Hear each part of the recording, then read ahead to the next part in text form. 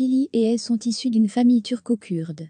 Leur père, aujourd'hui décédé, avait 2 épouses, en même temps, et 15 enfants. Quand elles avaient 3 ans, elle est venue en Allemagne, et a eu quelques emplois temporaires après avoir terminé le lycée. Sa sœur Fili a peut-être une liaison avec Ali, divorce et l'épouse. Ou bien les deux vivent ensemble sans certificat de mariage. Dans tous les cas, la relation n'a pas la bénédiction de la famille traditionnelle. Fili bénéficie d'une protection policière en 2009. La relation des deux évalue Aise, la sœur de Fili, comme un affront à son honneur.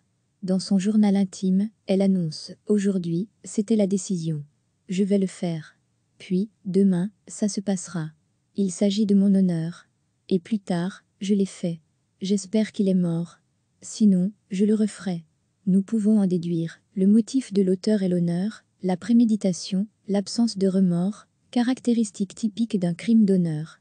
Peut-être qu'elle a également été pointée du doigt par sa famille, car elle est encore sous le coup de la loi sur les mineurs à l'âge de 20 ans. Quoi qu'il en soit, il s'agit de l'un des rares cas de crime d'honneur, dont l'auteur est une femme. Le 11 mai 2010, Aise poignarde Ali, 28 ans, avec un couteau dans le dos dans un tunnel piétonnier près de la gare de Bedburg, près de Cologne. Le coup de couteau est, dira-t-on plus tard, presque fatal.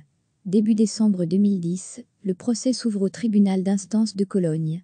Le clan reste soudé, y compris la victime. Ali, par exemple, ne veut pas que sa déclaration à la police soit utilisée au tribunal. Il ne veut rien voir et rien entendre. Cela le prive du rôle de coplaignant.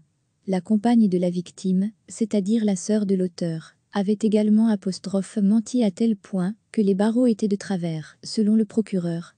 En février 2011, l'auteur des faits a été condamné à 3 ans et 9 mois de prison pour tentative de meurtre. Les véritables noms des personnes impliquées ne sont pas connus. Merci d'avoir regardé cette vidéo et de nous aider à construire une grande base de données d'histoire sur les crimes d'honneur. Veuillez vous abonner à notre chaîne Crimes d'honneur sur YouTube.